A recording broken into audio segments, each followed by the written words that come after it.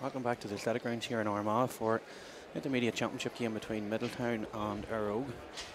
Self, Paddy McYardle and Kevin Smith are going to bring are going to bring the commentary here from the game tonight. We just run through the teams here. Kevin, in goals for Middletown you've James Hughes, Oran Curry, Niall Geoghegan and Liam Woods were to be lined out in the full forward line, but for some reason there's been a late change and Geoghegan is now out and Nathan Curry's in at number 3. Paddy, Lappin, Park Hughes, Kearney McKiernan are 5, 6 and 7. Number 8 is Marty Maguire, number 9 is Ryan Gaffney. 10 is Johnny Traynor, 11 is Cahill Carville and 12 is Martin Clatchy. Marty Moan, Davy Carville and Paddy McBride will be making up the full forward line. On the Erog team, number 1 is Owen Fleming. Number 2, 3 and 4 is Rory McGrath, Shane Matchett and Ryan Devlin. 5, 6 and 7 is Martin Hoey, Declan Conway and Shane Tracy. Number 8 and 9 is Connor Martin and Stephen Burns. Number 10 is Neil Corey. 11 Daniel Ryan and 12 Conor O'Hagan. Number 13 Jimmy McGrath. Number 14 Mark Fagan and number 15 Nathan McConville. Kevin, just as the referee's about to throw the ball in here, this has all the ingredients to be a great game of football here in the athletic grounds. Yeah, it is. Yeah, I'm just looking around the team here to see a couple of changes. See Niall Devlin, number 19, so on. I'm not sure he's on for, and Paul Craney has started. Although he's wearing, I think that's number 28. He's wearing on the back. It's 19 it's on hard the program. It's really hard to see them jerseys when they're far away. Yeah, it is. Yeah, it's just what it's definitely Paul Craney that's starting in the full forward line, and then Niall Devlin. I'm trying to see if there's any other changes there. So. But we'll pick them up as we go along anyway. Yeah, the ref throws the ball in here, and first man to get his hand on the ball is Cahill Carville. Cahill looking for his options down in the corner here, and Marty Moan's the first man that he tries to pick out. Marty's out in front of his player, just can't get the ball under control first time, but I think it's a full back there for Erog, which is Shane Matchett. He gets the ball, throws a free, referee blowing for a foul, pointing down the field. So plays back here with Erog. Erog's on the attack with our wing half forward Conor O'Hagan. Conor breaks through the tackle there, looks for the ball down the line. Tries to get the ball in first time between Oran Curry and I think that's that man you just mentioned there, Craney. Ball's now broke to the corner forward, who's number 19. That's another change, Niall Devlin. But Middletown's putting a lot of pressure on the ball here, and Erog's just having to go backwards with it now at the minute, looking for options down the field. It's the number 15, the corner forward, Nathan McConville, tries to put that ball long and across the field, but it just doesn't work for him. He puts it off his left foot. I'm not sure how far down the field this is, but the referee's keeping running anyway. So, yeah, he's giving it again Oran Curry on his opposite number 19 there, Niall Devlin. So, Curry probably just going to have to watch that, Kevin. Yeah, it was well spotted by the referee. Now the two of us spotted it. So, yeah, he's obviously seen a bit of pull, and somebody's been trying to move and create a bit of space. So, we have an opportunity here. I think that's Noogie, is it? Nathan McConville that's going to point this, hopefully. Yeah, so Nathan fires that ball with his left foot. Good kick for him to start off with, and that's a score for Nathan. That'll do him the world of good to get that score, first score of the game, and get the nerve settled and try and build on it. Yeah, he's probably a wee bit guilty of it here too. They're just standing still in the middle of the field. There was no runners for them, or nothing coming off for them. It's just James hit the ball out and see how far you can hit it, sort of thing. But it's Cahill Carville now. Cahill gets the ball in the middle of the field towards Martin Clatchy and takes the return pass off, and Cahill's trying to take his man on. Cahill does really well and gets that ball off the right foot and puts it over the bar. Great score there from Cahill Carville. Yeah, it's very good score. Sure, he's obviously has a burst of speed there, and he was heavily sort of tackled going through there as well, and he still had the composure to slot it over. So that'll do the team the world of good. Yes, Erog back on the attack here, and Owen Fleming's just kicking that ball long down the field there. Carville does brilliantly there to read that break and gives the ball out to the far side of Marty Moan. Marty goes to take the ball on first time, but he just lets the ball run and sidesteps his man. Great block there from the Erog tackler, and gets the ball back again. Recycles it back into Cahill Carville. He gives it back to Johnny Traynor. Johnny swings at it with a left boot and puts that ball over the bar. Great score there from Johnny Traynor. Yeah, our defence was unlucky there that they blocked the ball down there. They just weren't able to get the next breaking ball. So he done well just to create the space for himself and slot it over. So two quick points and success, and just shows how quickly a game can sort of turn around. They just didn't look settled, 2 to 3 minutes ago, and now suddenly they're in the lead. I think it's over to Ryan Devlin there on the far side of the field with a fancy orange boots, the dancing boots, and he gives it inside to his number 7 there, Shane Tracy. And now the ball's coming down this far side of the field. The centre half forward, Daniel Rand, was looking for it but didn't get it. But breaks kindly here for the sub or the man that come on that started the match. I think that was Paul Creaney. Yeah, it is. Yeah, it's important to get Paul on the ball as much as possible. He's so accurate with his kicking. And he proved it there. You know, he was going to kick with one foot and seeing the block coming in, so he turns and kicks it with the other foot, and that's the the quality of the player. He has that in his locker. So if we can get him on the ball enough, he'll cause a lot of damage. Has a wee solo again, and another wee look, and gives it back to Marty Maguire. Maguire swings the boot through this one and puts that one just to the. Oh, he puts that one. It was a great score from Marty Maguire. It actually looked wide from here, but he puts it just inside the left post and over the barn. Another great score there from Maguire in the middle of the field. Level soloing the ball up towards the Erog half. And tries to give it into Marty Maguire first time. Maguire doesn't get it. Keenan McCann gets it. Maguire's now bushing through on, not bushing down on goal, but towards that direction. Another great score there from Middletown. Yeah, Midline's just done there whatever he should have been doing. You know, they work the ball in. They get themselves in front of the goal. Easily slotted over the bar. It's simple. So now swings the boot at that man and puts that ball over the bar. Number 19, Niall Davin, he's talking to the linesman or something, whether he feels grieved that something happened with the linesman or whatever else. You know, it was plain to be seen to hear what he done. He got I'm not sure. That's it. I don't know whether he's maybe talking to him about something else. he hasn't a leg to stand on when it comes to that yellow card. Like, but no, he just needs to forget about it, get on with it. Yeah, so it's here's Marty Moan then taking on Davin.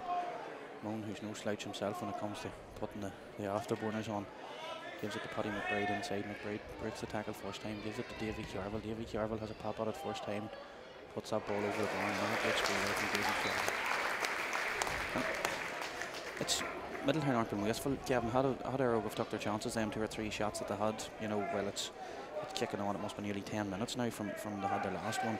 Had they have took their chances, it could have been all different here. Well, I know it's Middletown sort of maybe creeping away a wee bit. I didn't. Yeah, I was just sitting thinking there, maybe this game's just slowly but surely starting to come away from Erog. Like, you know, they've had opportunities. They can't complain about the possession they've had. They've had good possession, and they just haven't been economical with it. There's Marty Moan now again looking for another score, but he gives it inside to Johnny Turner. Johnny doesn't miss too many from that sort of distance, and yeah, Johnny puts that ball over the bar again. It's now it's just shy of 20 minutes gone here, Kevin, and it's 0-7 to Middletown and 0-2 to Erog. And ball comes in here now between, I think it's Craney and Oran Curry, and the ball breaks kindly for Erog. I'm not sure who that was on the far side of the field there, but it was a great score nonetheless. I think as Nathan McConville there picked up that ball, slotted over the bar. Ball now is breaking for Erog. I see the referee with his hand up here waving the advantage for Erog. Yeah, he's going to call it back here. It was the number 11, Daniel Ryan, who had a pop at that ball. But it's hard to know what to make of that rule sometimes, Kevin. It can be frustrating if you're a spectator. You know, how long does the referee let it go? Some referees let it go ridiculously long, and other ones a couple of seconds. Yeah, it is. It's more that how the you know, I can sort of go for the rule and be positive about it if they allow the advantage, you know, for a few seconds. But the ones that are letting it go for near 20 seconds and they call it back, it's ridiculous. You know, it just makes a mockery of the whole thing. Yeah, so this ball's going to be hit off the ground here by the centre half forward, which is Daniel Ryan. Daniel gets a great score there. That, you know, it's kind of a lost art in football at the minute.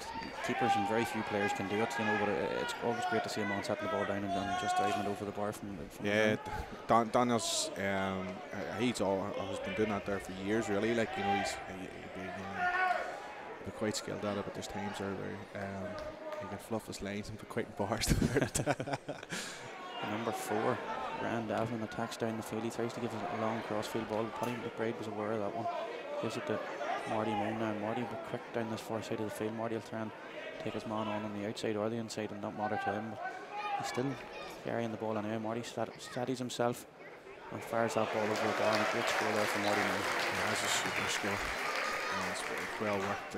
Yeah, well, young Rand Davlin had bust through there and speed, and he was just trying to pick someone out. But I think you know, some of the pass that he was going for in that particular was far too difficult to try and execute, and Erog's been punished for it. Maguire here's trying to fight Davy Carville, and Cahill does well to read the break. Cahill takes the hit first time, tries to steady himself here and get that ball towards goal and puts over. Great score there from Cahill Travelly. He looked like he had no right to win that ball, first of all. Then he looked like he had no right. He's obviously hurt here from the hit that he took just before he kicked it. Holds on to possession here. Just looking for a free player, and he gives it to the far side of the field to Paddy Lappin. A wee bit of space now on the far side, but just he looked like he wasn't very confident of taking that shot on, and he no reason to be after that. Finish. It was a great finish from Paddy. That's a superb point. They worked that well. Erog was trying to close them down, and he got the ball out there, got a bit of space, and he's done well. The referee's just waiting for a ball here to throw the ball back in again at the start of the second half. Kevin, Erog, your own team, probably a wee bit disappointed with what way the first half panned out. I suppose I can only be happy with Middletown leading, but I mean, you'd want to see a whole lot more from Erog in the second half. Yeah, better. They're getting plenty of possession, so they're not really too much to worry about there. They just need to be creating a lot more out of the easier chances out of the possession they have. A wee bit more patient, build up play, and soon drag themselves back into it. So the referee throws the ball up here between Marty McGuire, Ryan Gaffney and Conor Morton and Stephen Bourne. Gaffney's out in front of his man here, wins that ball. The referee will give him a soft free in my opinion, but nonetheless he'll take it anyway. Nathan Curry feeds the ball down the line to Mark Clutchy. Mark looked like he was never going to win that game. There must be a sub on there. Maybe that's Sean Devlin there. Yeah, that's the other twins on there. Yeah, gets the ball there. Paddy McBride's fighting hard for this one, but it's just judged off a little bit too eager in the tackle. Davy Carville now sort of burned down on goal here. Davy's looking about options. The referee gives a tug on the jersey. Another soft free, Kevin. To me, it wasn't really a free. You could have let him go on ahead, and he already broke the tackle. He wasn't been fouled in any way. So we probably should have just let him go and see how the game panned out. But nonetheless, Johnny Turner's going to get a free here anyway from the 21 yards, suiting his foot, which is the left foot, and Johnny should have no bother dispatching this one. So it's now Middletown not 11, Erog not 4, and that's probably what they didn't want at the start of the second half. The Erog didn't want was to concede straight away. It's not the ideal. But they just ignore it, get on with it, and start following out the instructions that's been spelled out to them at half time here. Johnny, you can see that the Erog lads are bouncing with frustration at the referee there. And in fairness, there probably wasn't a big pile in it, but it was a free. The man was hauled to the ground. He was definitely a free. They're getting themselves frustrated. Now they're obviously giving a bit of lip back to the referee, and he's duly moved it forward and make the free in a hell of a lot easier. So they're not doing themselves any favours here at all. I've yet to find a referee that overturns his decision. Yeah, well, that's true. He pointed at the number 14 there, Mark Fagan. As much as saying that was you, keep your mouth shut, sort of thing. So this is, as you say, it's a lot easier now for Marty Monster in front of the goals, 21 yards out. Marty's not going to miss the likes of these frees. And it's another score to Middletown. Now that leaves it Middletown not 12 from my reckoning to Erog not 4. Niall Devlin looking about the ball out wide here, but again it's give across, and it's an awful hard ball for any forward to try and get on, and the referee has given that's a soft free. Soft free, for the want of a better word. It is definitely a soft free. But I mean, again, Erog's option taken here, Kevin, it's not great whenever they get to that. It's nearly like they're panicking whenever they get into that sort of position. It's just. Yeah, they keep looking for this killer ball, just trying to put Price 3 on goal and this sort of thing. And that's not the way to play football, with that many defenders back. You just, look for the easier option up man off the shoulder and look for an easy pop over the bar. And he kept the ball. He just didn't kick it aimlessly and hope. And that's just seems to be what's going on with the Eire forward line really at the minute. And here's Nathan McConville on the ball here. He beats his marker on the outside and turns and swings the left out at that one. McConville's got 3 points in this game, Kevin, and I think the 3 points have been top drawer from him. It's snuggy for you, really. He's always at that game after game. He's a very talented lad. He's capable of doing that. Just now all of a sudden there's only 6 points in this game. Here's probably a goal opportunity. The referee's blowing for a free. I'm not sure whether it's inside the area or outside. Penalty. Yeah, he's given a penalty. So next thing, all of a sudden now this game's right back in the mix. There is 6 points in it. If they score the goal, it's going to be 3 points in it. Well,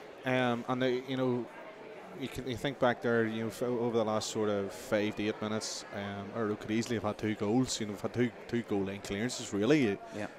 And now that this goal can get them back into it again. So if they can score this and there's plenty of boys that are capable of scoring penalties.